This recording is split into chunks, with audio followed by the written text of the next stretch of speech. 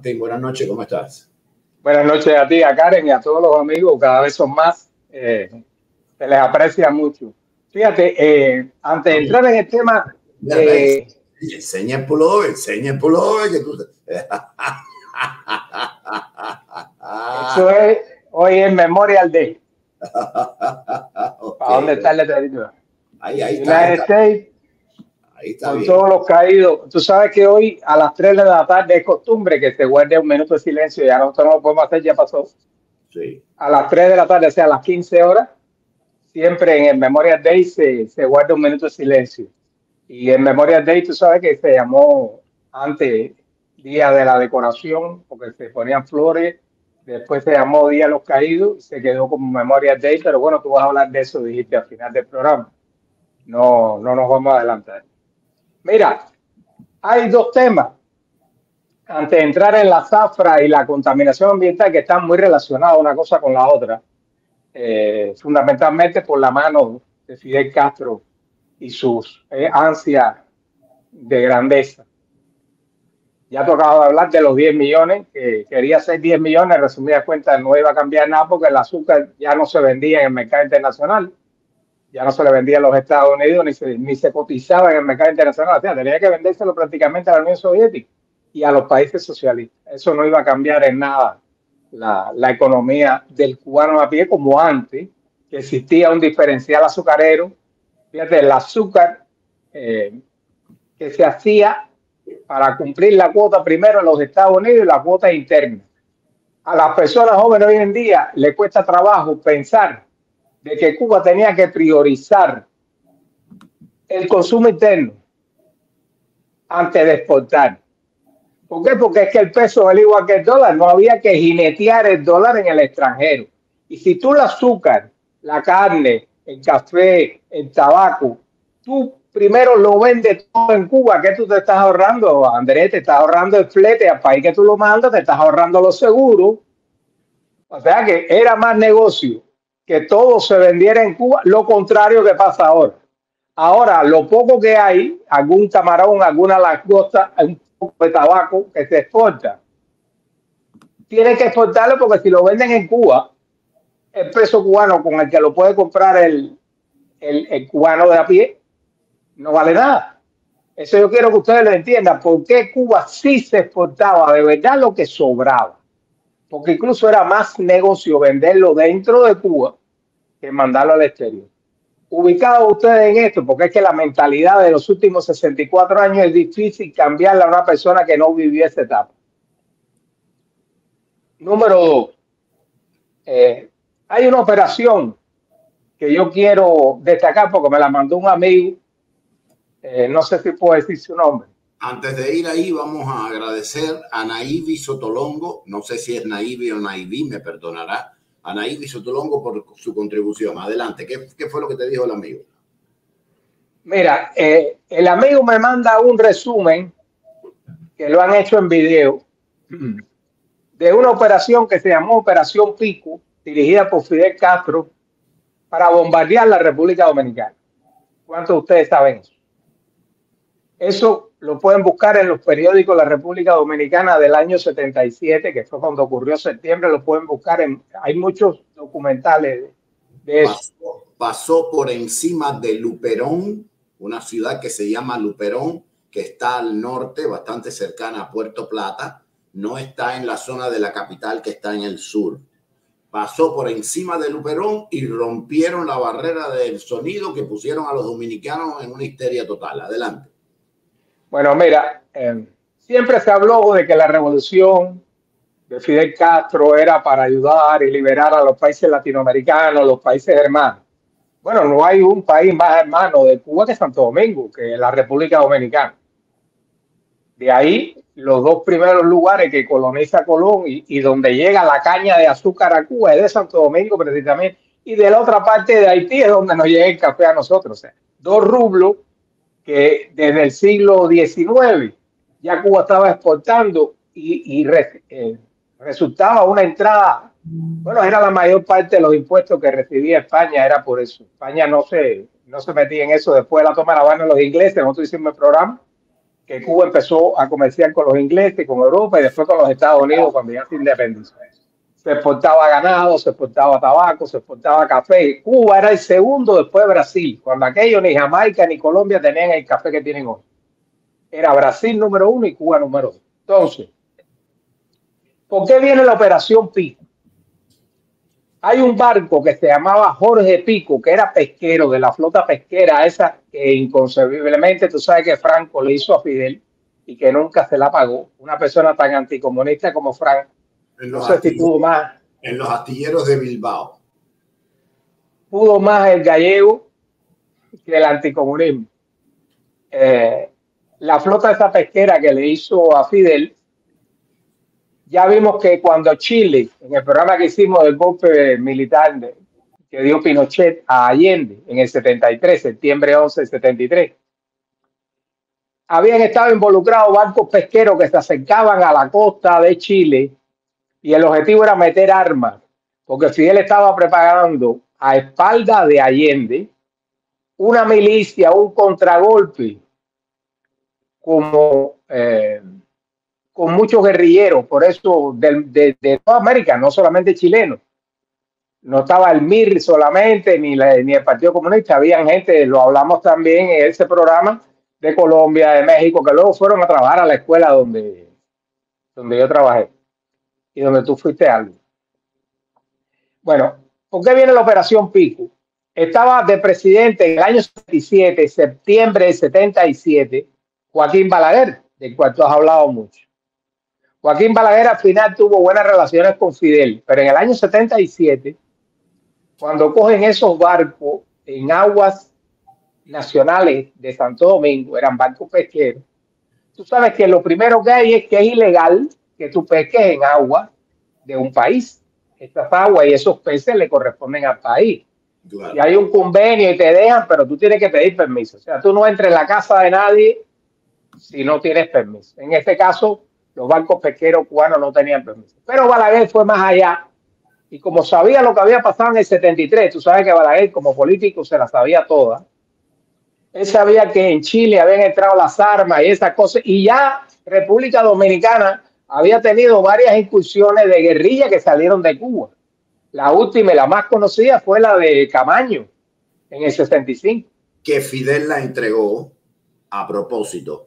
Le dijo, Balaguer, coordinada tal, espéralo ahí, y los estaban esperando porque quería quitarse a Camaño de arriba. Porque Camaño lo tenía giro. Fidel, déjame ir a pelear. Fidel, que no. Fidel, déjame ir a pelear. Fidel, bueno, está bien, vete. Oye, va por la coordenada norte-sur, y ahí mismo lo acabaron con él. Muy parecido a lo que le pasó a Che, ¿no? Que el mismo Partido Comunista de Bolivia lo tiró con la candela. ¿A quién se le ocurre confiar en ese bastardo? Pero bueno, sigue. Bueno, entonces fíjate. ¿Qué pasa? De los buques, el insignia más grande quizá era uno que se llamaba, porque tú sabes que en la flota pesquera en Cuba no queda nada. La vendieron como chatarra. Jorge Pico. Eso fue septiembre del 77. Cuando Fidel se entera, y más la acusación que había hecho Balaguer que podía hacer espionaje o tráfico de guerrilla y eso, cosa que ya había pasado. O sea, Balaguer no estaba especulando, ya había pasado varias veces.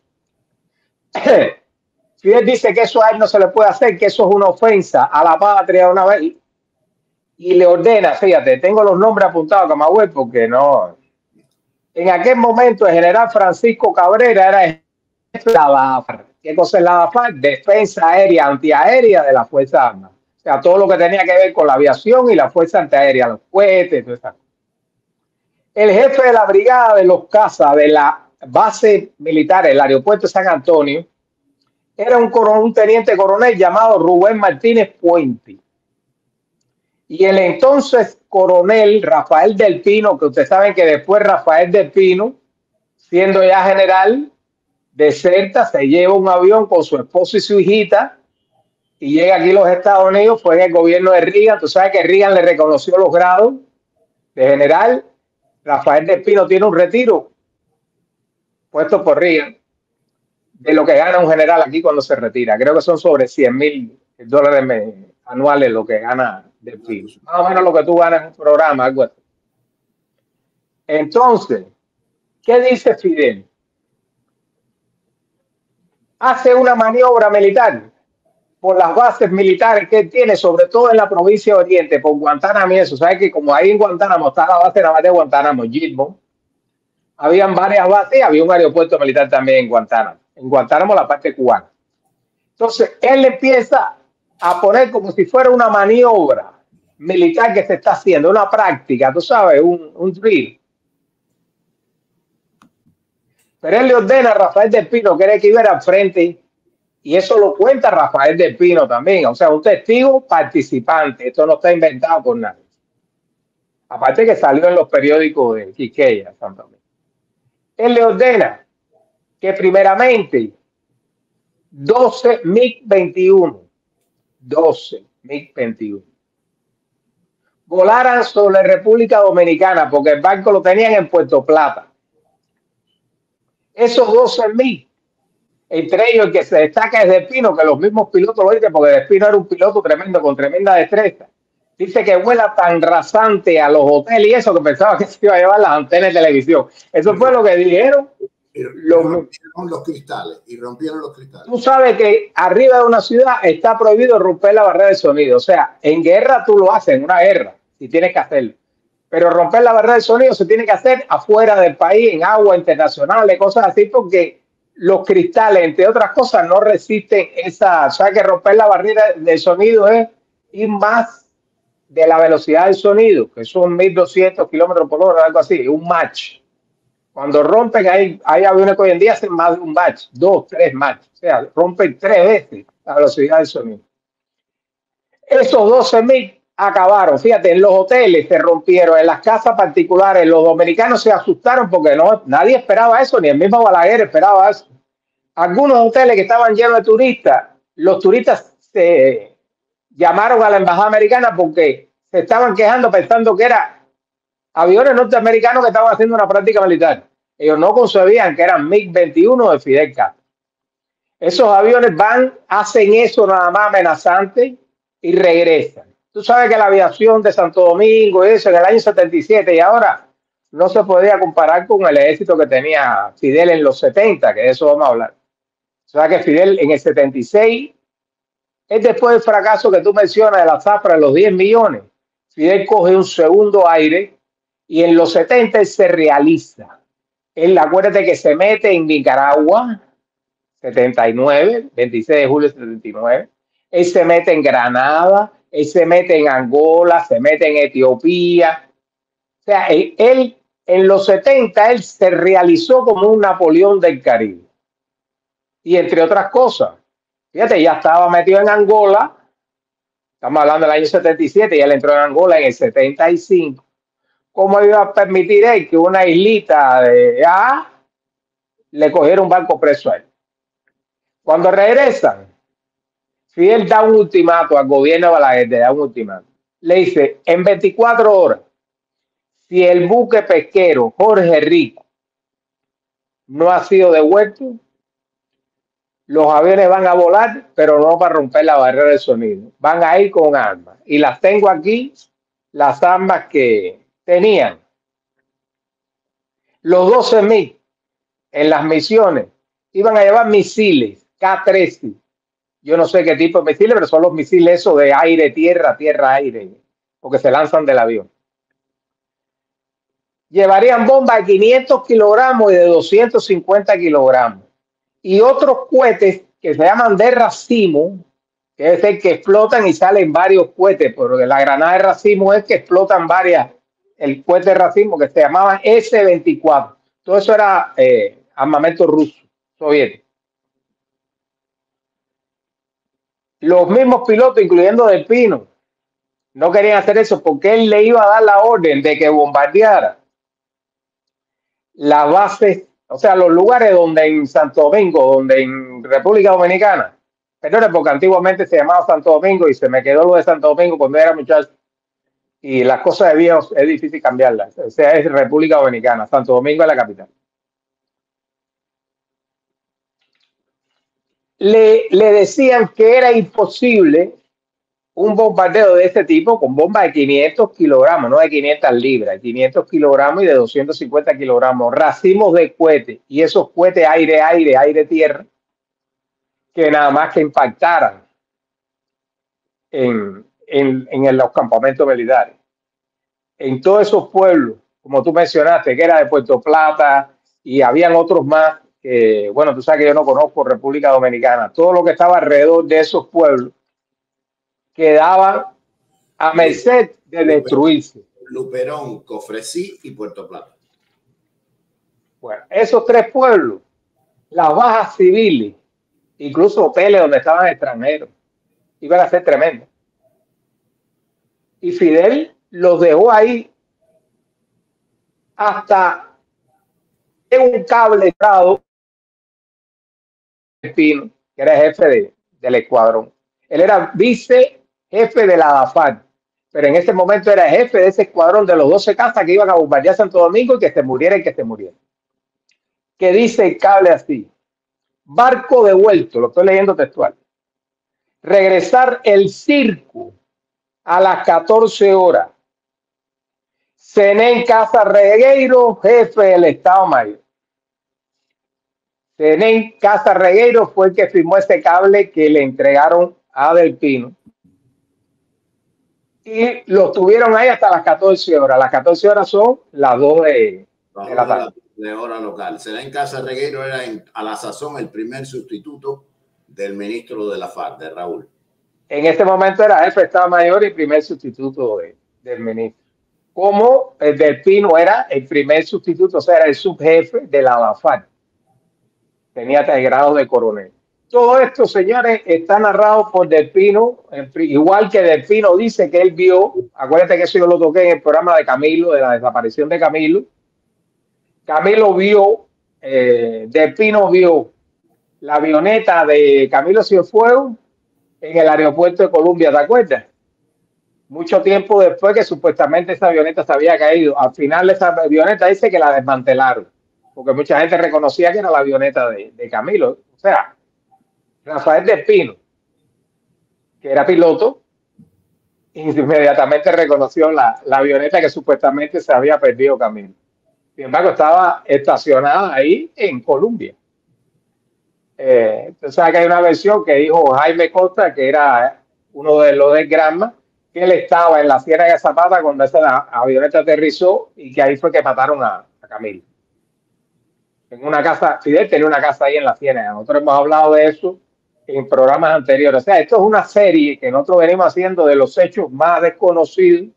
Unos se pueden afirmar que son ciertos en base a lo que le dicen los testigos presenciales, como este caso, Rafael Del Pino, que él contó todo eso cuando él llegó aquí. Aparte que él tiene un libro, él contó todo lo que sabía de. Ok, vamos a lo del azúcar, que se nos va el tiempo. Mira, tú mencionaste el azúcar Bibijagua. El azúcar Bibijagua no es solo este nombre, viene de antes, no de. Espérate, vamos a empezar primero. ¿De cuánto fue la última zafra cubana? ¿Quieres que empiece por ahí? Sí. No, pero yo pensaba dar un bosquejo de lo que había hecho la zafra. Bueno, mira, la última zafra cubana, la del 22-23, se hicieron solamente 350,000 toneladas. O sea, no llegó ni a medio millón de toneladas. De 8 millones y medio, que es la zafra más grande que hay. Vamos a suponer que sean verdad. Guardó azúcar del año anterior, pero vamos a regalársela. De 8 millones y medio en el 70, no llega a medio millón en el 2022-23. Sigue, Martín, por favor. Bueno, es lo que te iba a decir. Por eso quería hacerte, bueno, después lo hacemos el bosqueo. La zafra desde el año 20, o sea, desde 2020, en Cuba se queda por debajo del 1.000.000 de toneladas. Señores, 1.000.000 de toneladas ya se había estabilizado en Cuba, incluso en el año 1895, en plena guerra de los mambises, en la guerra del 95. Los centrales, tú sabes que la guerra del 95, lo tratamos también en otro programa, la orden de Máximo Gómez, que era el general en jefe de los mambises, y la orden de lugarteniente, que era el segundo, de Antonio Maceo, era tierra arrasada. Bueno, con tierra arrasada, con ingenio, Recuerden la diferencia entre ingenio y central. Ingenio era el que era un trapiche que lo molía un buey o un caballo dando vueltas, manejado por el esclavo. El ingenio es lo que tenemos ahora ya, un proceso industrial con electricidad, con petróleo, la chimenea. El central, el central. El central es lo que es eso, la industria que hay hoy en día. El central inmenso con su chimenea y los tándem y todas esas cosas. Bueno, Cuba en el 1829, llegó a ser ya el primer productor de azúcar del mundo. Con España, 1829. De ahí en adelante, hasta el año 70, fíjate, hay dos guerras, que es la guerra de los 10 años, el 68 al 78, que interfieren bastante en la economía cubana y por tanto en la zafra azucarera. De 1829, señores, hasta 1870, Cuba estuvo año por año duplicando lo que hacía el año anterior, Andrés. Si hacía 500,000, o sea, si llegó a ser 500,000, ya el otro año hacía 1,000,000 y se mantuvo así duplicándose hasta el 70. En el año 1870, que está en medio de la guerra, hay un retroceso que sigue, pero ya se hacía más de 1,000,000 al llegar a la guerra del 95. O sea, del 70 a 95 ya se había establecido, se había estabilizado, es la palabra, que Cuba siempre produjo más de 1,000,000 de toneladas de azúcar con trapiche, que es el ingenio, sin central. Entonces, ¿qué pasa con la zafra cubana ahora? Señores, en el año 2000, Fidel mandó a cerrar 100 centrales. Hay quien dice que ya se venían canibaleando. Canibalear quiere decir coger el central más viejito, el más malo, el que menos produce y quitarle las piezas para que el otro funcione. Porque casi todos esos centrales tenían tecnología. Habían algunos que habían reformado con tecnología nueva, pero casi todos esos venían de la tecnología estadounidense de los años 50, finales del siglo XIX y principios del siglo XX. Otros dicen que ya se veía, como él no logró los 10 millones de toneladas de azúcar y ya él tenía otras entradas, que vamos a hablar de eso ahora.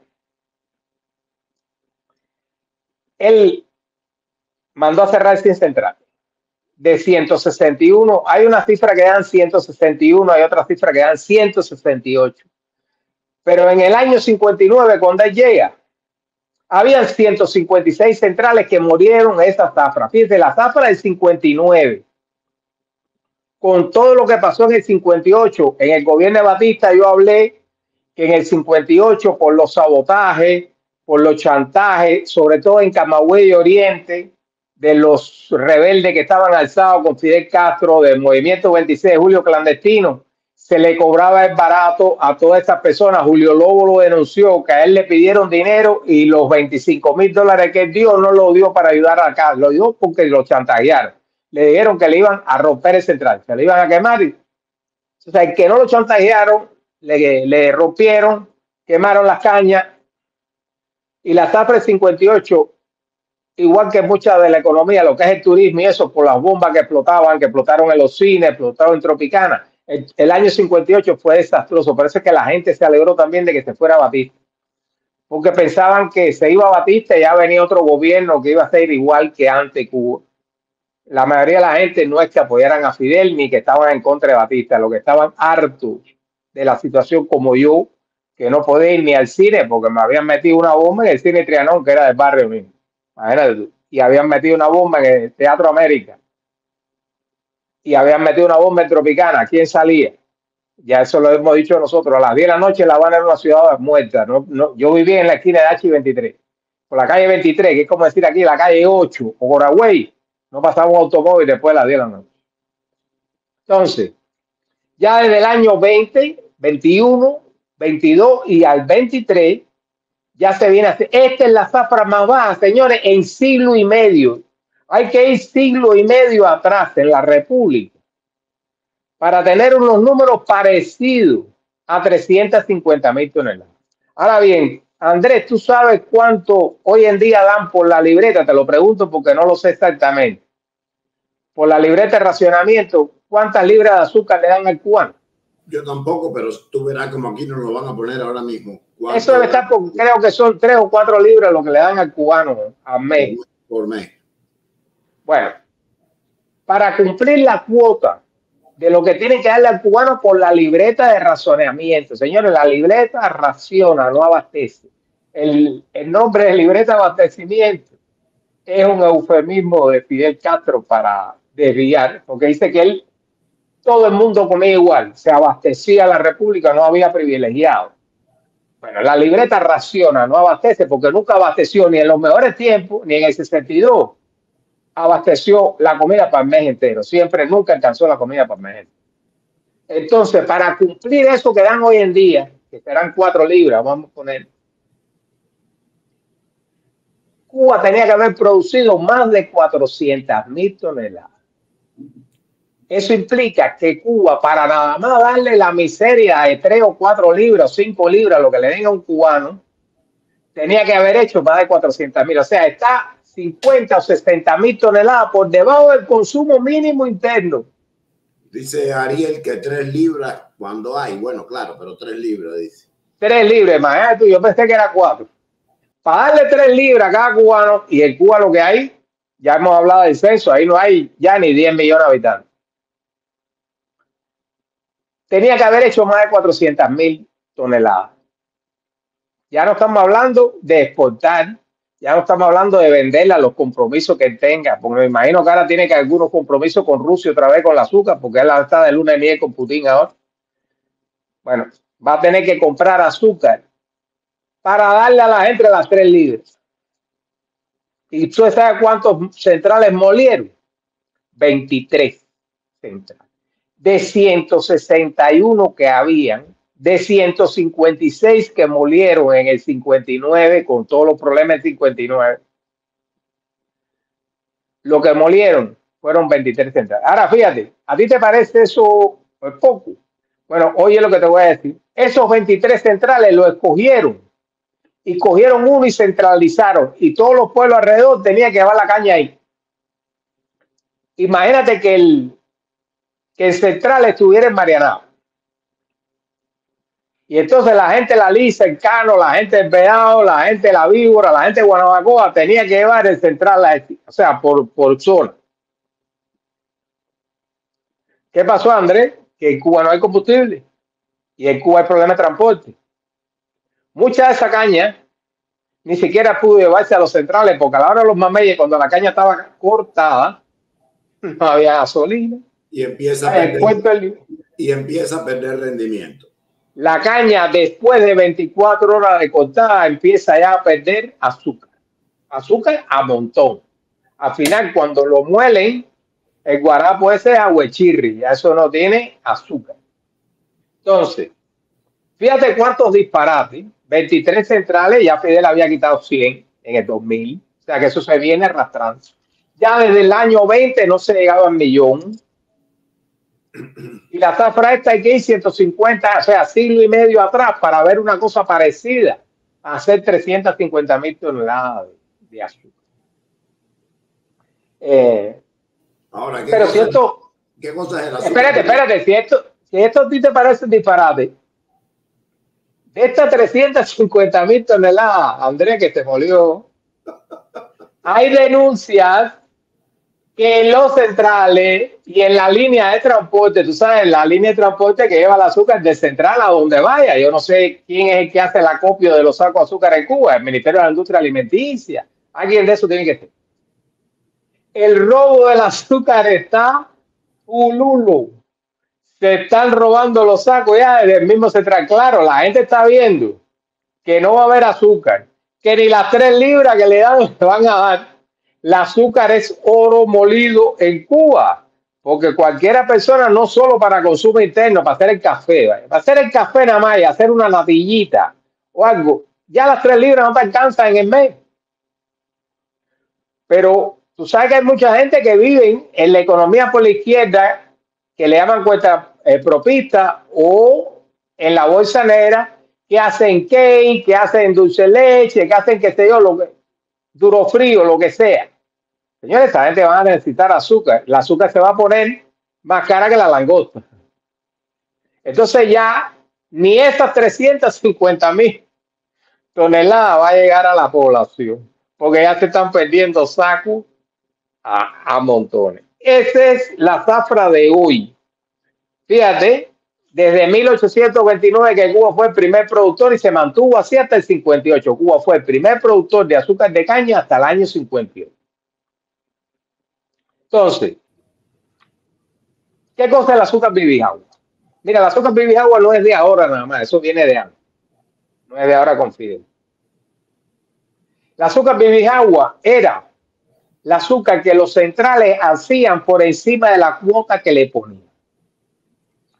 Había gente, tú sabes, si tú ves un saco de azúcar de antes, tenía un sello y un número. 1.232.000, 1.234.000, así en serie. Para los centrales azucareros, que eran particulares, cada central tenía su dueño, se le fijaba una cuota, como cuando tú ahora vas a cazar cocodrilo, que te dan unas etiquetas y dicen tú puedes cazar 40 cocodrilos, porque es la época de la caza del cocodrilo o de la pesca de la langosta, pero tú no puedes pescar más de 30 langostas, porque Ajá. A ver. O el cocodrilo está en su momento, pero tampoco hay que acabar con la especie, porque si tú dejas a la gente mata hasta la última langosta y hasta el último cocodrilo. Claro. Entonces, los sacos de azúcar era igual. Los sacos de azúcar tenían un sello, un número, que cada saco se le ponía, tenía que tener. Como los tabacos tenían que tener un sello, tú sabes. Un tabaco sin sello era un tabaco de contrabando. No pagaba impuestos. Exactamente, igual que el sello del tabaco, es la mejor comparación, eran los sacos de azúcar. Entonces, esos sacos de azúcar venía el jefe de puesto, estamos hablando, por ejemplo, de Manzanillo. Y un soldado estaba presente, venía el inspector que ponía el puño. Como en Cuba se fabricaba más azúcar de la que debía fabricarse, había que parar la zafra y había que parar los centrales para que no hicieran más. Porque en el capitalismo, ¿qué pasa, Andrés? Que cuando se produce más de la cuota que está establecida para vender, el precio se cae. Tú sabes que aquí a veces se botan manzanas, se botan cebolla, se matan pollo, porque es increíble la cantidad, pero es un crimen.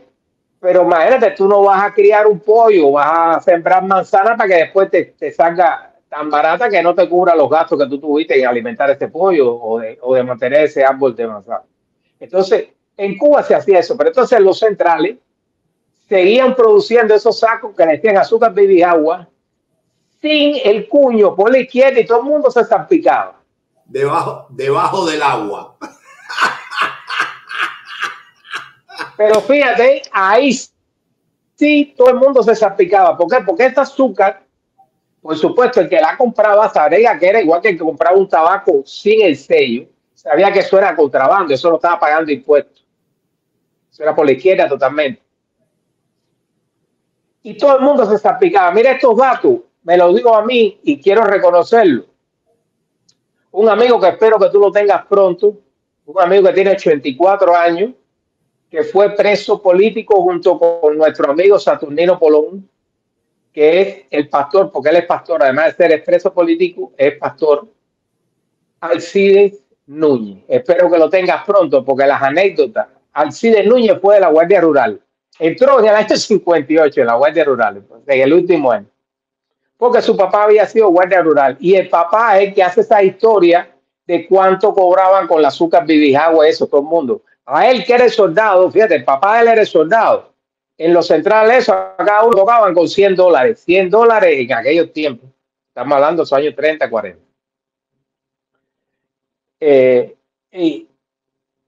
Quiero reconocer que personas como Saturnino Polón, que estuvo preso con él, tengo entendido que, bueno, Alcides me lo dijo, que Saturnino Polón, que es un preso político de 17 años, preso, ellos estuvieron en Boniato, estuvieron en Isla de Pino. En el caso de Alcide, estuvo en 5 prisiones diferentes en los años 60, señores. Eso fue duro, durísimo. Si una cárcel hoy en día es dura, en los años 60, presos políticos, eso fue durísimo.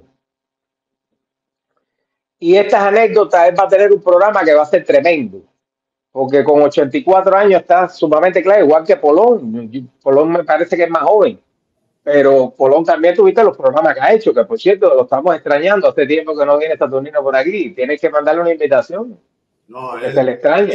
Él tiene que arreglar su cámara y su micrófono porque no le podemos dar a nuestros amigos una transmisión deficiente. Hay que mover los escuadres, la gente no se puede estar. Vamos a empezar a poner disciplina porque esta aula es pobre, pero no miserable. Pero con vergüenza. Exacto. Tenemos un solo traje, pero hacemos la paloma todas las noches. Entonces, coño, todo el mundo viene aquí, no es para estar sufriendo con que no se oye. Un día puede haber uno. Entonces, yo estoy esperando que ellos arreglen, igual que el amigo Pedro, que son gente muy válida, pero no podemos seguir dándole a los amigos nuestros, que son tan dueños como nosotros del show, una calidad donde sí, el conocimiento y las palabras son muy válidas, pero la entrega artística deja mucho que desear. Entonces, no lo podemos hacer. Estamos esperando que ya tengan las condiciones. Sigue adelante con el azúcar Bibejagua, que eso no se la sabía casi nadie. Bueno, fíjate, entre las anécdotas que yo tengo con Alcide, hay anécdotas con el Che tremenda de cuando la batalla de Santa Clara, los nombres, él tiene los nombres de los coroneles y los generales que cogieron dinero de Fidel Castro. Él tiene anécdotas de la carta, fíjate, ahí, la voy a decir porque él me autorizó a decir. Él tiene el libro escrito y él va a hacer un programa, a él le sobran anécdotas para regalarme, para regalarme a mí. Hay una carta que la hace Celia por orden de Fidel y la hacen entre Celia y Almeida. Fíjate, las cosas, nosotros vamos sacando las cosas que hoy en día se están. Esa carta se la hacen firmar a los jefes rebeldes que estaban en la Sierra Maestra, que le pedían a Fidel Castro que por favor, que no combatiera, que no participara en la guerra, porque él se tenía que preservar para la victoria. Eso lo manda a hacer Fidel a Celia. Y después la gente lo dice, para que tú sabes dónde estaba Fidel. Fidel sabe que tenía el campamento en la columna, ahí en el Pico Turquino, en lo último del Pico, en el piquito del Pico, y él estaba ahí en su comandancia. Tú sabes que en la comandancia donde él vivía había un refrigerador y todo. ¿Te acuerdas? Había el refrigerador de los brillantes, que no necesitaban electricidad. Sí. Él tenía el refrigerador ese lleno de jugo y de cerveza, eso para que tú lo sepas. Y entonces le habían pedido a la gente, por eso es que él no peleó, por eso es que él no participó en todas las batallas esas. Porque la gente dice, usted es jefe, usted no se puede sacrificar. Y esa carta la escribió Celia Almeida por orden del mismo Fidel. Y al Che, esa otra anécdota cortica, le llegaba el mate. O sea que los argentinos toman mate como nosotros tomamos café. Le llegaba el mate de la fábrica de Materpa de La Habana, que habían unos militantes del Partido Socialista Popular. César Reinel ha aclarado que siempre el Partido Socialista Popular estuvo detrás de Fidel desde la universidad, desde el Moncada, desde la prisión, desde el Granma. Esos programas lo ha hecho Reinel, brillante. Fidel no hizo nada a eso. Todo eso fue planificado, organizado y reclutada a la gente por el Partido Comunista, porque Fidel no tenía ninguna incidencia para reclutar gente en Pinar del Río. Nadie lo conocía en Pinar del Río para meterse en una acción suicida como es atacar a Cortés Muncada. Eso únicamente el Partido Comunista el que tenía ese poder. Entonces, dicho a estas cosas, déjame aclararte por qué a Fidel ya después de los años 70, que él brilló como presidente de los no alineados, que estuvo metido en Angola, en Etiopía, en Granada, en Jamaica, en Centroamérica, en Nicaragua con los sandinistas. Él se preocupó un poco de Cuba, no le había puesto cosas. Tú sabes que en los años 70, que tú lo viviste igual que yo, en Cuba se aflojó un poco eso de las milicias, la guardia y comité, eso un poco relajo. ¿Por qué? Porque Fidel le sacó el pie a Cuba. Estaba para el extranjero. Él estaba puesto para sus guerras napoleónicas. Que por cierto, esa guerra napoleónica, sobre todo en Granada, casi toda la arena de Varadero y eso, nosotros hablamos, eso terminó en la pista de aviación que estaba haciendo, que se la dejó ahí. O sea, todo ese fenómeno que hay de la destrucción que hablamos de la barrera de colar frente al malecón, por eso que el malecón se mete todos los años, porque él destruyó eso para hacer arena de construcción. Y tú sabes que todas esas construcciones se están cayendo. Bueno, fíjate, hay un pacto. ¿Tú te acuerdas del pacto Kennedy-Khrushchev?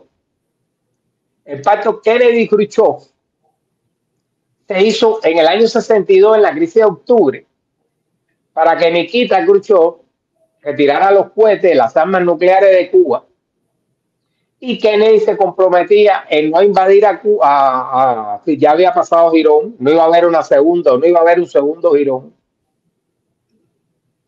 y se iba a dejar a Fidel tranquilo en Cuba. O sea, el pacto Kennedy-Khrushchev sembró a Fidel en Cuba, lo sembró. Bueno, eso fue en ese sentido, que fue a espaldas de Fidel. Fidel no sabía, acuérdate que sacaron aquello de Niquita, Mariquita, lo que sea no se quita, y toda esa descarga. Claro, Fidel hacía todo eso para el público en la plaza, pero delante de los rusos él no, él era un peón de los rusos. Bueno, hay un pacto a finales de los años 70 entre Carter y Brezhnev, que tampoco es un pacto firmado, porque el pacto Kennedy-Khrushchev no es un pacto firmado, esto es de palabras. Es un acuerdo tácito. Es un acuerdo tácito. Bueno, tú sabes que Carter, a partir del año 77, 78, empieza el coqueteo con Fidel. Acuérdate que en Cuba lo que estaba era la embajada suiza atendiendo las cuestiones cubanas, no existía ni siquiera una sesión de intereses, mucho menos una embajada como abrió después Obama. Bueno, en el año 77, 78 empieza a conversar diplomáticos del gobierno de Carter con Cuba, o sea, con Castro y con su láteres. Con la Junta. Entonces, fíjate, en aquel entonces el secretario de Estado era Cyrus Vance. Cyrus Vance, que es el padre del fiscal de un distrito de New York que quiere meter preso a Trump también. Cyrus Vance. Sí, no, esa gente siempre ha jugado en la izquierda. Estaba cuando se abre la sesión de interés en la embajada americana, está Wayne Smith. Sigue. Dale, para cuando tú eres jefe aquí. Wayne Smith venía ya chantajeado de la URSS por homosexual. Carne para el interior. Mandaba carne para el interior, igual que quería ser gobernador de aquí. Gobernador de la Florida. Exacto. Es importante, señores, que los que nos ven ahora juzguen el momento histórico por el momento histórico y no por ahora. Es decir, hoy ser homosexual no tiene nada. Bueno, de hecho, si hacen elecciones, ganan ellos y nos jodimos. Porque y además es justo que a nadie se le penalice por sus inclinaciones sexuales. Pero... Y lo que tampoco se puede obligar que todo el mundo sea homosexual también. Sí, pero bueno, ya esa es otra cosa. Pero back in the day, entonces, y desde los tiempos de Summerwell, la parte del Departamento de Estado, el famoso cuarto piso, estaba lleno de homosexuales. Y la KGB los tenía chantajeados. Wayne Smith, cuando llegó a Cuba, ya llegó chantajeado. Y la KGB le dijo, mira, Fidelito, el tipo manda carne para el interior. Por eso es que él era suavecito. Y fíjate que cada vez que han firmado la cosa de quitar el embargo, él es de los que lo firma. Sí. A veces le dicen, acuérdate que llevas en la vida. Entonces, oye, acuérdate que Carter estuvo en los años 2000 en Cuba también visitando a Fidel. Y Carter ya después que no era presidente. Sí, tenía una política, qué sé yo. Voy a reiterar algo que he dicho muchas veces, pero que hay gente que no sabe. El primero que permitió a los turistas americanos después del 59 ir a Cuba no fue Obama. Obama puso una casi permisión, pero había que llenar un affidavit y una cosa. Con Carter ni siquiera eso. Usted, aquí estoy porque llegué, y si su pasaporte era válido, usted se montaba y se iba. No, te lo digo porque trabajé yo recibiendo a los que pescaban el bass, que eso es un mercado altísimo, y mandaban el Flight Manifest unos minutos antes y la visa estaba lista ahí para cuando entrara, porque siempre necesitaron visa para entrar. Claro, control del régimen, ¿no? Para saber quién venía. Sí, no, porque el que ellos no querían no entraba. Igual que el cubano que ellos no quieren que entre, no entra. Exacto. Entonces, el primer momento después del 58 en que los americanos pudieron entrar sin ningún tipo de límite, ni llenando ningún tipo de affidavit, fue con Carter. Y duró 3 años hasta que, llegado Reagan, no inmediatamente, sino como a los 6 meses, Ronald Reagan vuelve a prohibir los viajes a Cuba basándose en una ley del 1911 que se llama Trading with the Enemy Act, el acta contra el comercio con el enemigo. Reagan, inteligentísimo, o sus asesores, lo tiraron de los pelos. Fíjate que era de 1911, un poquito más, y buscan a Santovenia para que le escriba la ley. Se la sacó por los pelos y allá estaba Castro echando chispas cuando le quitaron, porque era el turismo que más le daba. Un grupo de esos pescadores que eran 11 o 12, no, perdóname, eran 24, 11 habitaciones, 12, casi todos en habitaciones dobles. Era un DC-3 que salía de Fort Lauderdale todos los domingos y aterrizaba o en el aeropuerto de Camagüey o en el viejo aeropuerto de Varadero, más o menos eran donde más iba. Y de ahí en bus íbamos a la Navanilla, a la Redonda de Ciego de Ávila, al Sasa, allí. Y era en aquellos tiempos, Martín, hablo de los primeros 70, de los primeros 80, gastaban $1,300 más los extras. Fíjate, y para poder respetar el embargo, ellos no consumían directamente. Ellos tenían una cuenta.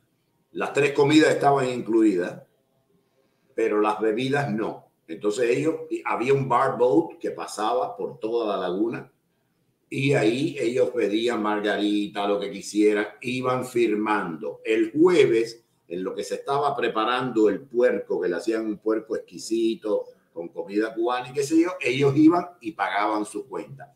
Hacían un solo gasto para evitar que fueran a sacar el sable de que están gastando dinero en un país enemigo. Fíjate, todas las medidas que se tomaron con la complicidad de aquí y los turoperadores que entonces mandaban personas. Adelante, perdona la cosa, pero quiero... No, al contrario, eso yo no lo... O sea, tú viviste eso de primera persona, nadie te lo está contando. Yo no tendría que contar. Fue Carter el primero que lo abrió y lo abrió completico. Como claro, viera que... Obama lo que hizo fue que convirtió la cesión de intereses, que no se oye. Sí, ahora sí. ¿Tú no me oyes? Sí. Obama lo que hizo fue que la cesión de intereses que había abierto en el año 77-78, Carter lo convirtió en embajada, ya le dio estatus de embajada y también permitió los cruceros. Acuérdate que empezaron a llegar los cruceros, ya los cruceros no era el americano que gasta $1,300, ya el crucero estamos hablando de otros $5. Sí. Eso lo hizo Obama. Entonces, fíjate, ¿por qué yo menciono al acuerdo Brest-Carter? Mira, ya en el año 79, acuérdate que la embajada, las Fuerzas Armadas soviéticas habían invadido Afganistán. La Unión Soviética ya estaba con problemas económicos, no podía seguir manteniendo el hijo bobo. Tú sabes que Fidel era un hijo bobo que todos se lo daban gratis. Más los otros países que se habían metido y eso, que siempre tuvieron el apoyo de la Unión Soviética. O sea, eso de que invadió Angola y que invadió Etiopía y que invadió Nicaragua, y todo eso sin el apoyo y por detrás, eso es mentira. La Unión Soviética estaba detrás de todo eso. Y entonces Carter y Kennedy y Brezhnev, por petición de Brezhnev, es el que inicia todo este fandango de relaciones y que vayan turistas a Cuba, porque dice que ya Fidel era hora de que él se buscara sus pesitos porque todos no podían venir de la Unión Soviética. Ya la Unión Soviética venía cancaneando con el bolsillo, ya la chequera no le cuadraba. Y al meterse en Afganistán, que tú sabes que al final como salieron por el techo, claro. Esa guerra fue lo que trajo al final el desmerengue. O sea que ellos salen, el desmerengue en la Unión Soviética empieza por todo eso. Como en España, señores, que el desmerengue del Imperio Español es el que permite, o sea, cuando fue tomada por los franceses, por Napoleón y eso, es que las primeras colonias aquí en América se independizaron. O sea, muchas veces el imperio no es que los otros sean tan fuertes que se peleó. No le estoy quitando mérito a nadie que peleó en ningún país, y mucho menos en Cuba. Pero muchas veces que el imperio se debilita. O sea, aprovechan la debilidad del imperio para, y en este caso, el imperio ruso, el imperio del mal, como le llamó Ronald Reagan, ya se estaba desmerengando, ya la chequera no le cuadra.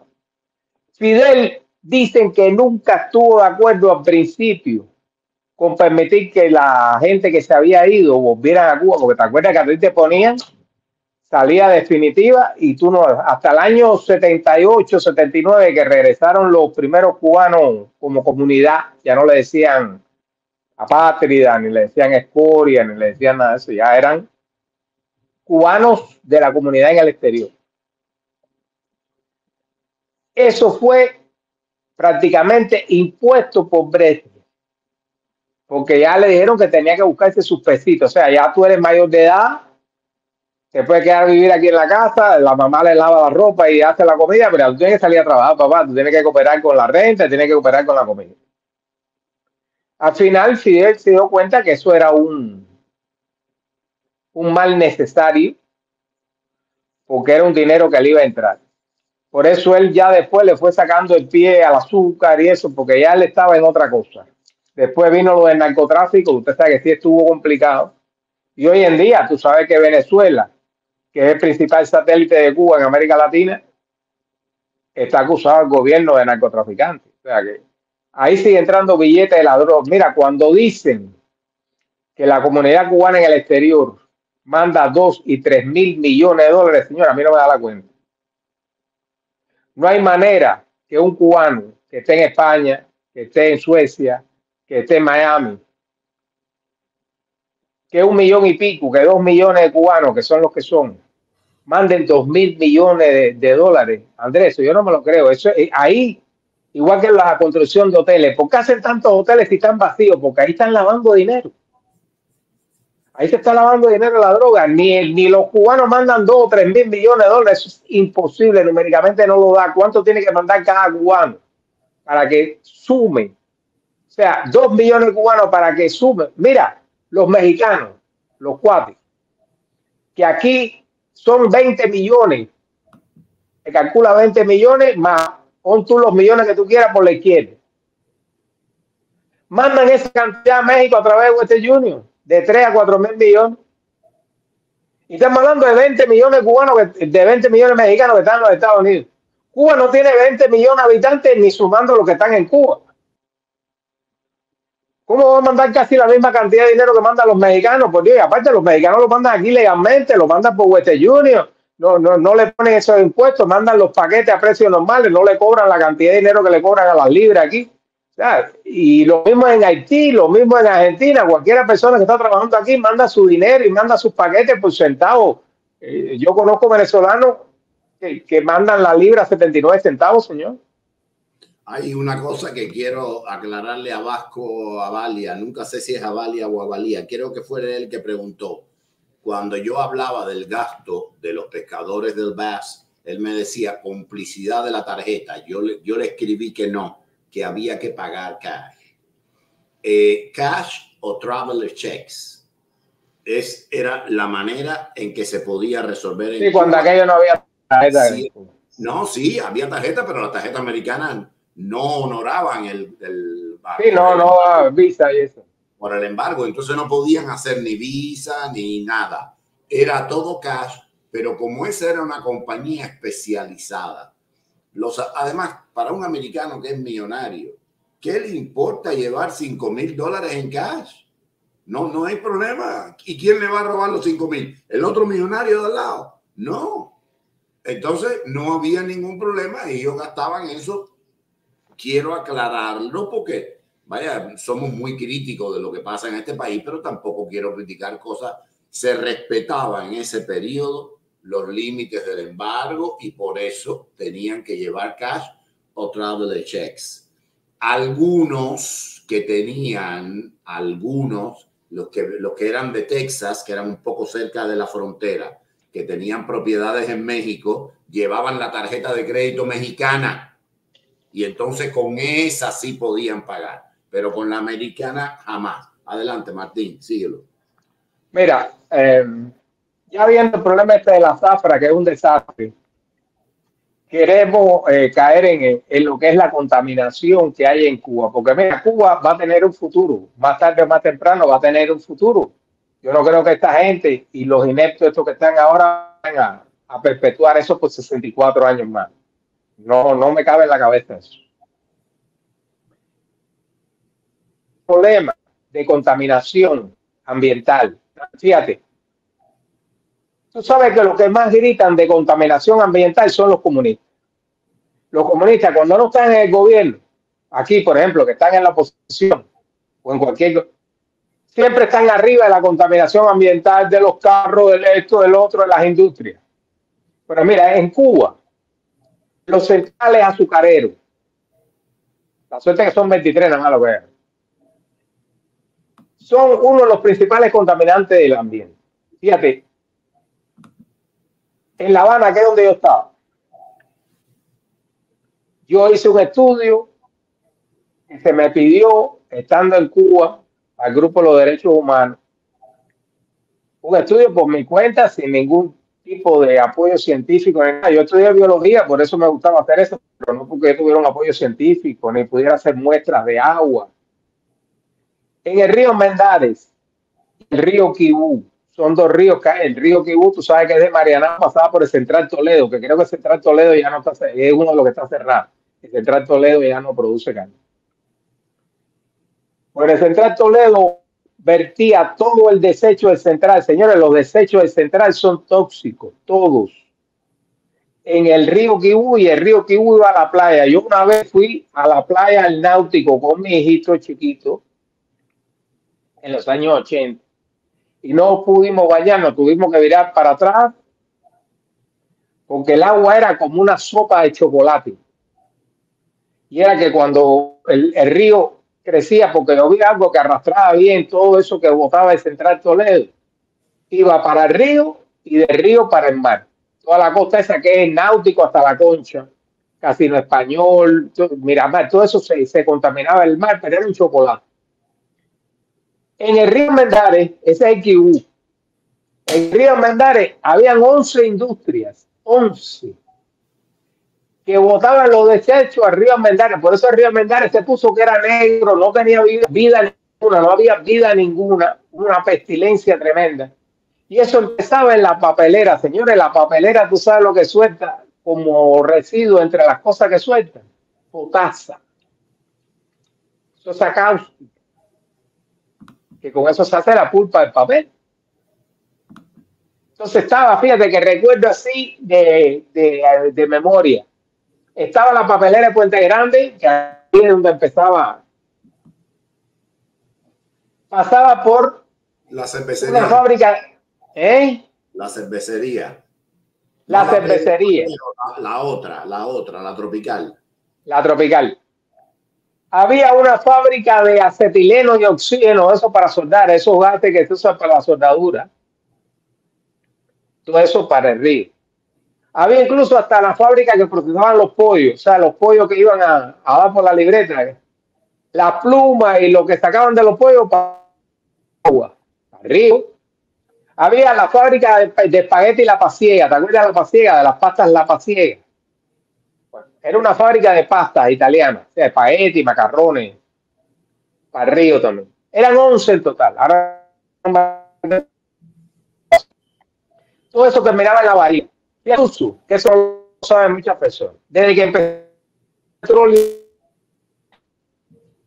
ellos traían los tanqueros con petróleo en La Habana y en las otras bahías que se descargaron. Yo hablo de La Habana, que es lo que conozco. Se lavaba con detergente, agua y detergente, y eso se tiraba en la misma bahía. Por eso tú llegaste a ver que había un metro casi así, negro, oscuro, de chapapote, y la vida en la bahía se acabó. Ahí no había peces, no había nada. En el fondo no había ni abanico. Eso parecía un salón de baile. Entonces, ¿por qué hacían eso ellos? Ya, coño, qué desmadra. Bueno, porque de ahí se salían para la terminal de azúcar a granel. Entonces, cuando lavaban el barco, que le quitaban todo el petróleo, lo rellenaban de azúcar, entonces regresaban a Rusia. Tú sabes que un barco, igual que una rastra y eso, no camina vacío. Tiene que ser una emergencia para que camine vacío. Entonces ellos lavaban bien el barco, sacaban todo el petróleo, iban a la terminal que estaba ahí mismo en la bahía, del azúcar a granel, que la metían por tronera, así, por conducto, y regresaban a Rusia con el azúcar cubano. Ahí empezó el desastre. Ahora fíjate, los centrales azucareros aquí, los de la Florida, que tú conoces muy bien, en los Fanjul, pagan millones de dólares, señores, para mantener las aguas de los Everglades y eso libre de los desechos de la zafra azucarera. Y así todo. Y así todo se va a fertilizar. Mira, cuando tú tienes un central, siempre va a haber desecho. Pero fíjate, aquí tú sabes que la chimenea se le pone un filtro, que eso en Cuba no existe, sus centrales son de principio de siglo, el humo va para afuera ahí.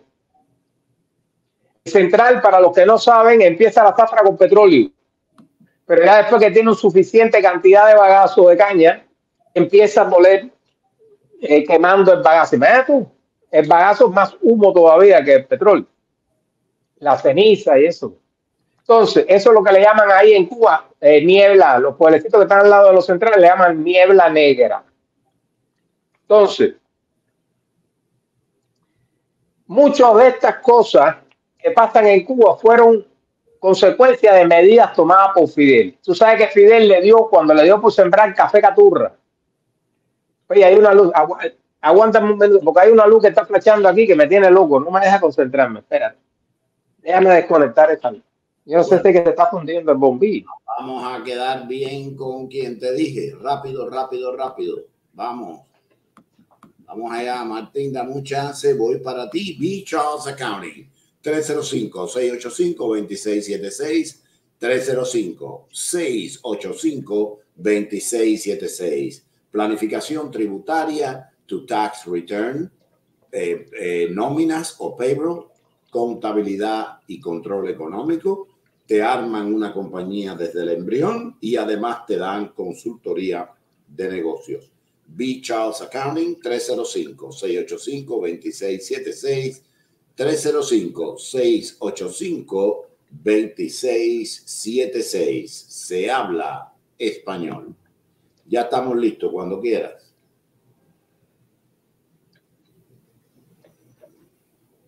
Voy para ti. No, la desconecté porque pensé que era que estaba el bombillo flojo, pero no, la tuve que desconectar. Porque y ahí aproveché y cogí una botellita de agua, que siempre se me olvida coger la botellita de agua. Mira, Fidel, todas sus manías de grandeza, le importaba tres pepinos si causaba un desastre ecológico. Mira, uno de los últimos desastres ecológicos que produjo Fidel fue, tú te acuerdas de toda la callería norte, tú que trabajaste en turismo, no sé si tú estabas en Cuba cuando eso, que estaba Cayo Loco. Los pedraplenes. Bueno, eso es lo que se llamaba para Camagüey y para Florido. Eso es lo que se llamaba la sabana Camagüey, que eran los jardines de la reina, los jardines del rey. Eso está formado por 2000 y pico de islotes, 2000 y pico. Son 400 y pico, como 460 kilómetros de extensión. Toda esa callería que está en la costa norte, que está, ¿sabes? Al norte de Camagüey, que eso, sabana Camagüey. Fidel dio la orden de que él quería unir esos cayos a tierra firme, hacer una carretera. Eso fue lo que él le llamó Pedraplén. Esta carretera se hizo, ya tú sabes, por orden del comandante jefe y había que hacerlo. Y eso fue a machete, dinamita, y se metieron en las canteras. Se iba tirando en el mar, porque ahí tú sabes que eso es bajo, no hay tanta profundidad, porque está la plataforma insular. Se iba rellenando el mar, una carretera para que tuviera o una sola vía o dos vías, depende el tránsito del callo. Señores, eso causó, en primer lugar, donde se extraía esa piedra, que eran generalmente lo que en Cuba se conoce por laja, la piedra de cantera, y todo lo que pudiera servir para rellenar, o sea, todo lo grande. Todo eso alrededor, todos esos pueblos alrededor sufrieron un desgaste de la tierra tremendo. Y eso lo que hizo fue que creó un desbalance en el mar, porque eso cambia el pH. El pH es el nivel de acidez o alcalinidad que tiene una sustancia. El mar mantiene su pH como todo. Y hay fauna que viven ahí adaptados a eso. Cuando tú cambias de pronto el pH, cuando tú cierras un paso, tú estás creando un fenómeno ecológico de destrucción total, como si tiraras una bomba atómica. Entonces, el HP cambió el pH de la zona local. Él empezó por Cayo Loco y otro que le llamaban Cayo Guillermo, porque ¿quién iba a cazar ahí? Guillermo Frías. Cayo Coco. ¿No había un Cayo Loco también? Es posible. Porque ahí había una pila de gallitos. Sí, pero Cayo Coco, ¿verdad? Fue el primero. Cayo Coco fue el primero. Fíjate, por cierto, cuando yo estaba en la construcción, yo fui a pintar después en el sur. Este está en el sur, el Cayo Largo del Sur. Que también, lo que ahí no hicieron pedraplén, porque ahí son como 45 kilómetros lo que hay de distancia. Hay una anécdota, Martín.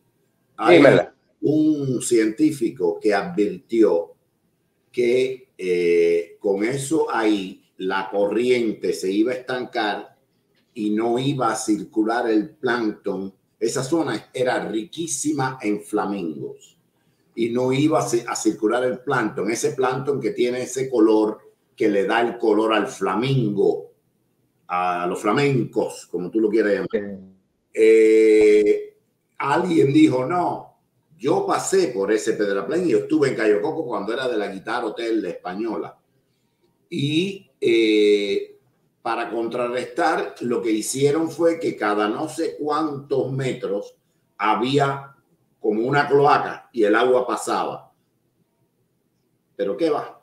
Fíjate que aquí, para hacer la carretera que hizo Flagler, hasta allá hay enormes pedazos donde pasa el agua y solo columnas. Sí, porque es un puente. Pero hay enormes pedazos con agua. Ellos lo que hicieron fue una cloaquita así, cada no sé cuántos metros. Se fueron los fenicópteros, que es como se dice en italiano los flamingos. Se fueron para el carajo, no hay flamingos. Uno de los tantos desastres. Un desastre total, los hoteles están vacíos. Ya bueno, espérate, se fueron, no. Los empezaron a vender.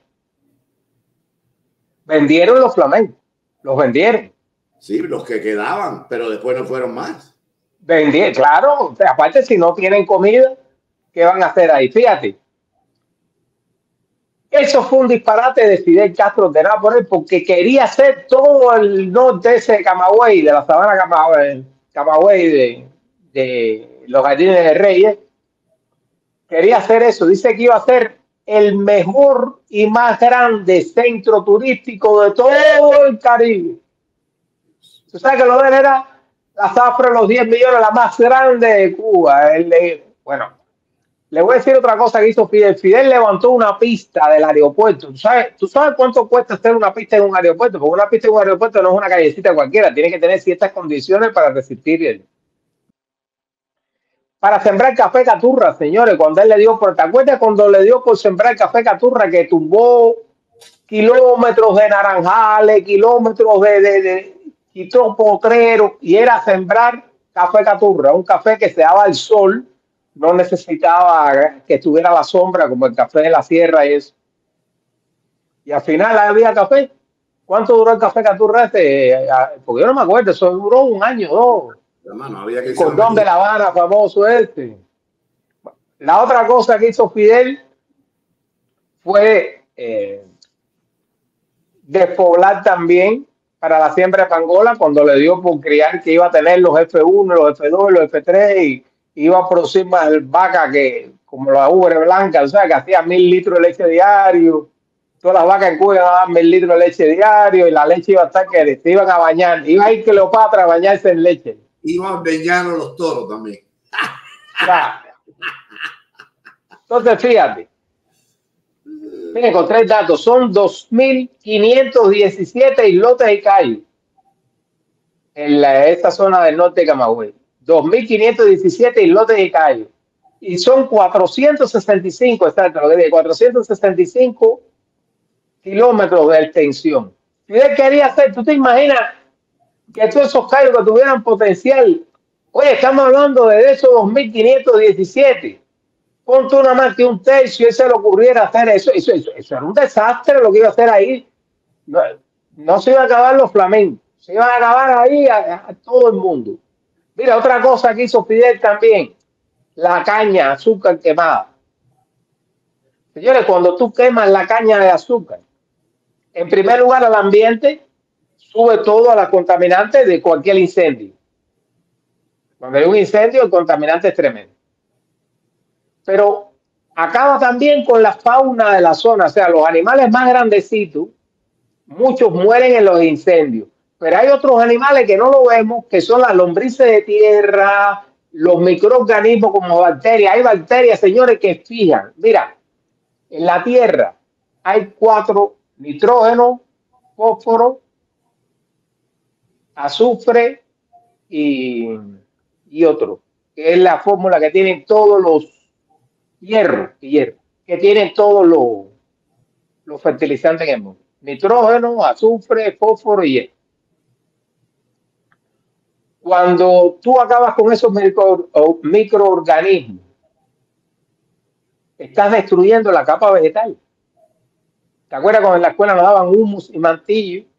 El humus es la parte orgánica, el mantillo es como el mulch aquí, ¿te acuerdas lo que es el mulch? Lo que tú pones como base. El mantillo es el mulch y el humo, y entonces cuando tú juntas mulch, el mantillo con el humo, eso es lo que se llama la capa vegetal. Cuando tú acabas con la capa vegetal, otra cosa que no hacía Fidel era, cuando él le dio por sembrar caturra o cuando le dio por sembrar pangola, él tumbó plantaciones que, por ejemplo, venían de siglo, era lo que sembraban los guajiros ahí, o tabaco, sembraban naranja o sembraban frijoles. Todos los cultivos, por práctica, porque los guajiros no eran ingenieros agrónomos, sabían que tú cada cierto tiempo, ¿qué tú tienes que hacer, Andrés? Rotación de cultivos. Rotación de terrenos para que los nutrientes se mantengan equilibrados. O cambias el cultivo, por ejemplo, si tú vienes sembrando tabaco, hay un año que tienes que sembrar frijol. ¿Por qué? Porque el frijol lo que hace es que fija el nitrógeno a la tierra. Eso se van a hacer, los guajiros lo hacían. Al él darle por eso, acabó también con la rotación de cultivo.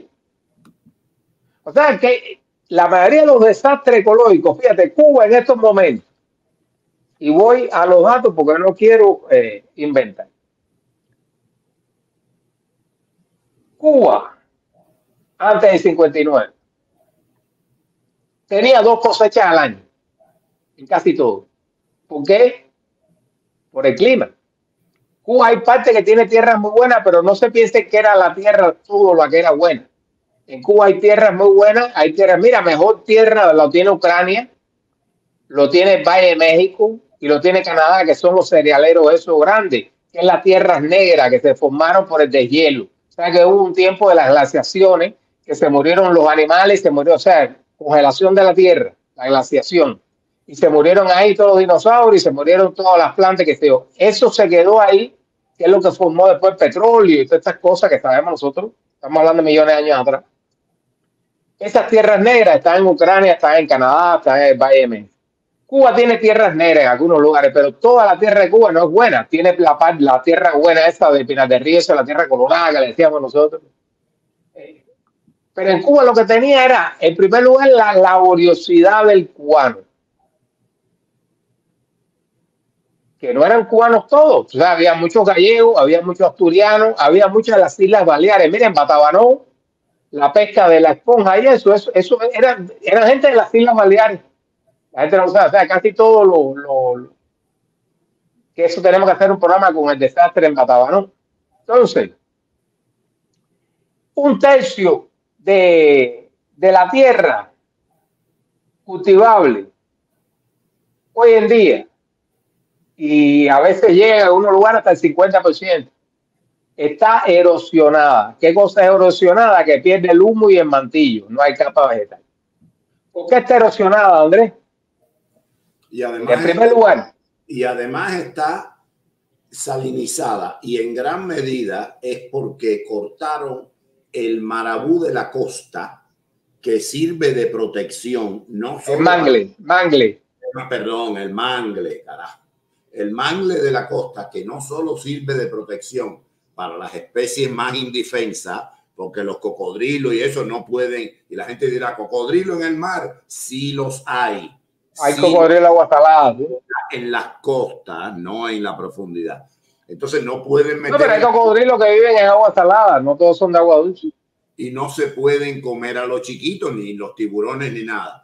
Ese mangle, con esas raíces así ramificadas, protegen a las especies más vulnerables y fijan la tierra. Cuando la ola viene, la ola hace así, entra, se impacta con las numerosas raíces, y a la hora de regresar, lo que llamamos la resaca, siempre se lleva un poquito de tierra, pero mínimo. A la vez que usted quita ese mangle, la ola que viene se lleva toda la tierra y empieza a caminar el mar y la roca. Eso ha pasado en Cuba, y lo mismo hicieron con el marabú. Que quitaron marabú, quitaron cosas donde estaba, y como Dios es sabio, la naturaleza es sabia, todo responde a un equilibrio. El único imbécil que no lo comprendió fue el difunto del nombre impronunciable, que en paz jamás descanse, que entonces que empezó a quitar los árboles que estaban, que eran los que tenían que estar allí para que protegieran el suelo, para que fijaran la tierra, para que fijaran nutrientes.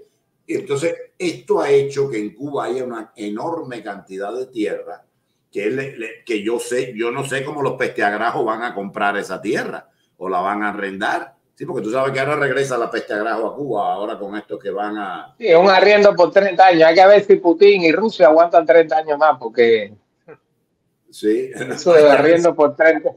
Si aguantan 30 días más. Tú sabes que ya le van a meter mano a la ofensiva ucraniana, ¿no? Ya la ofensiva. Ojalá. Óyeme, mira lo que dice Leonardo: deforestación y mucho fertilizante nitrogenado. Es verdad, abusaron del fertilizante. Y como todo en la vida, lo poco hace daño, lo demasiado hace más daño todavía.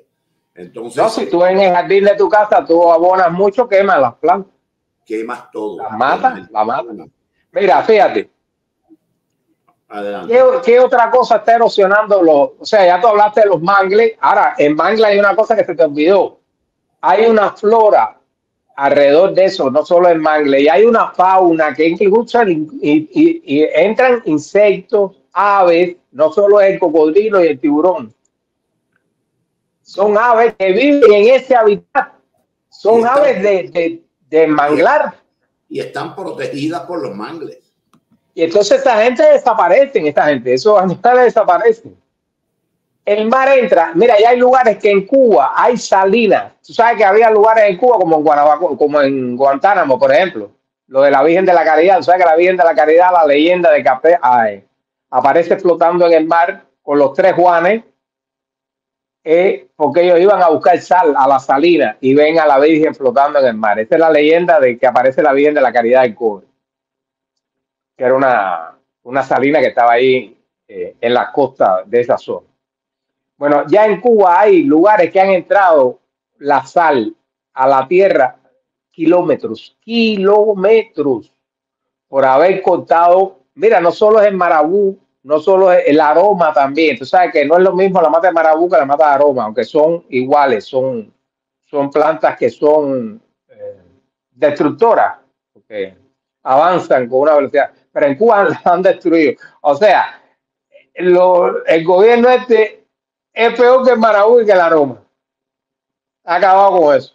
Y esos terrenos, ¿qué pasa, Andrés, cuando tú estás abandonado? Fíjate, el campo en Cuba está abandonado. Nosotros hemos hablado que las escuelas del campo, que eran 500 y pico, casi 600. ¿Dónde se hicieron las escuelas del campo, Andrés? Las escuelas del campo se hicieron en los lugares que estaban más desolados. Que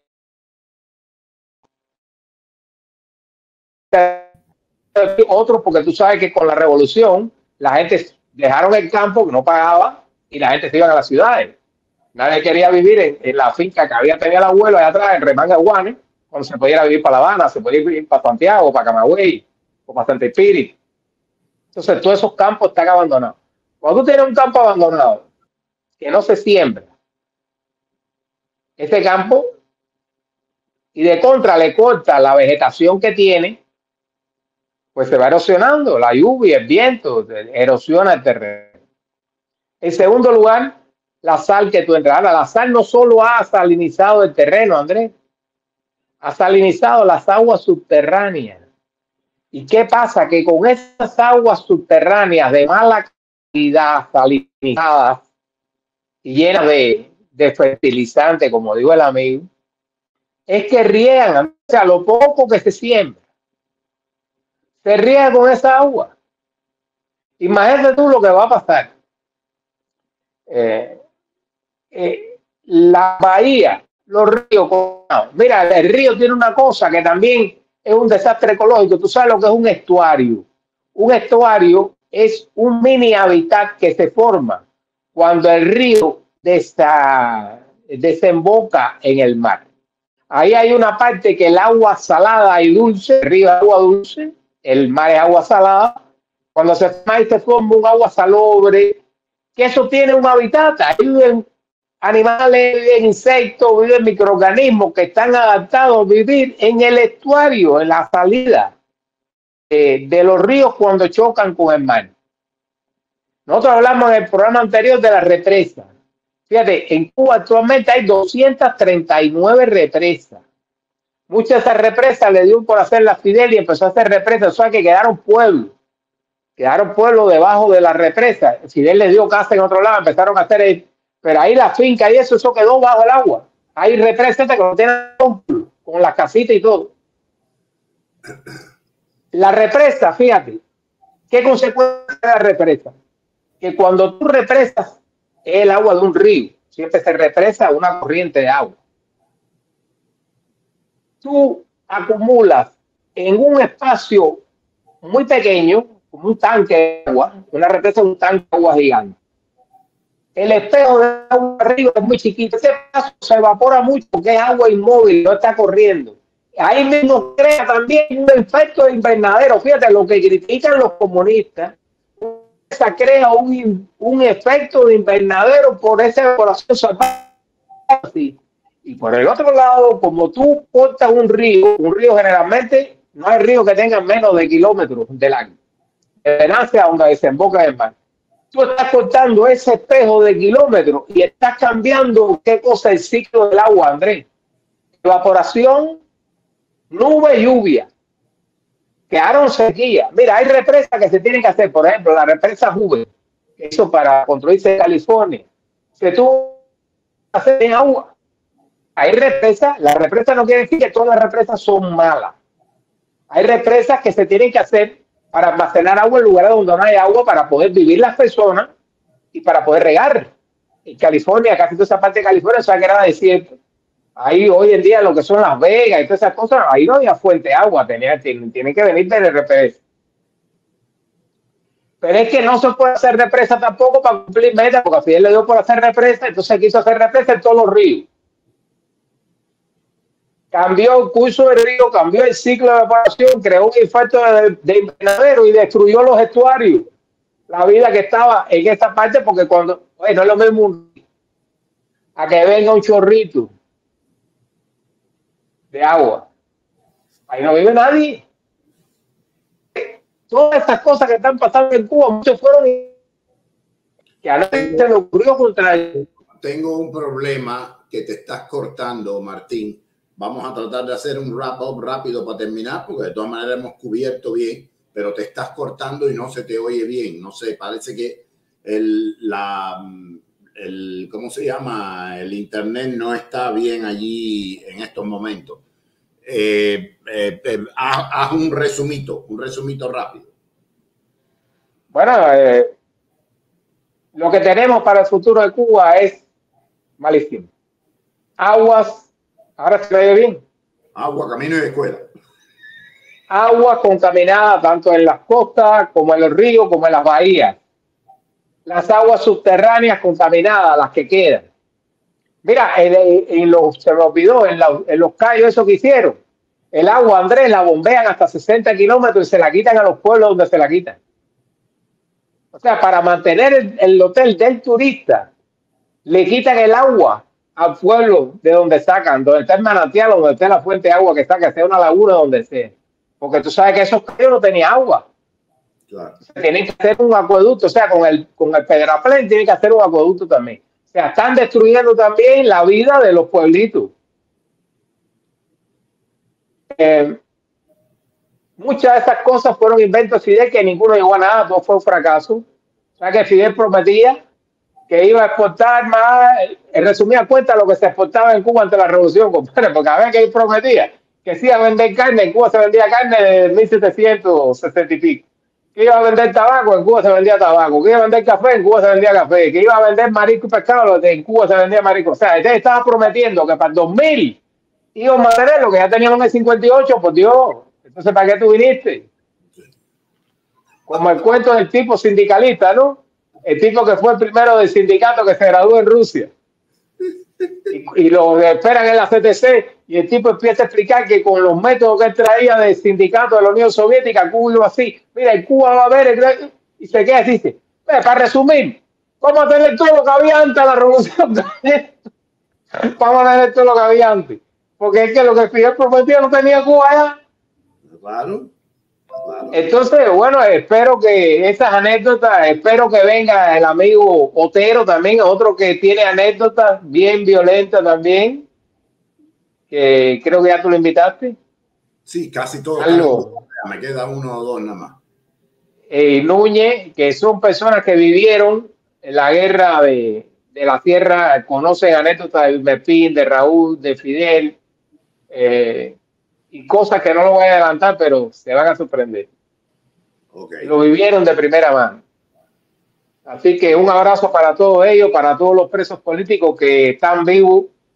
Los admiro mucho como Saturnino y como Alcide Núñez.